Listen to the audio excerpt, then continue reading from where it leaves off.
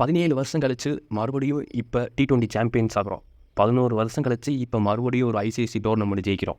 இது எல்லாத்தையும் தாண்டி இன்னொரு விஷயம் இதில் இருக்குது. 2007 வெஸ்ட் இண்டீஸில் ஓடிஐ ஃபார்மெட்டுக்கான வேர்ல்டு கப் நடக்கும். அந்த வேர்ல்டு கப்பில் இந்தியா குவாலிஃபை கூட ஆகாமல் வெளியே வந்துடுவாங்க. அப்போலே இந்தியன் டீமோட கேப்டன் ராகுல் டிராவிட். அங்கேருந்து அப்படியே கட் பண்ணோம்னா 17 வருஷம் கழித்து அதே வெஸ்ட் இண்டீஸில் அதே இந்தியன் டீமுக்கு அதே ராகுல் டிராவிட் ஹெட் கோச்சாக இருக்கிறாரு. அவர் ஹெட் கோச்சாக இருக்கும்போது Indian team T20 world champions ஆகுறாங்க. இது ராகுலோட தனிப்பட்ட செலிப்ரேஷனை மட்டும் நான் பார்க்கல. 2007 குவாலிஃபை கூட ஆக முடியாமல் போன இந்தியன் டீமில் இருந்த ஒரு இண்டிவிஜுவல் பிளேயர்ஸோட செலிப்ரேஷனை ரெப்ரசென்ட் பண்ணி தான் ராகுல் இங்கே இதை செலிப்ரேட் பண்ணுறாரு.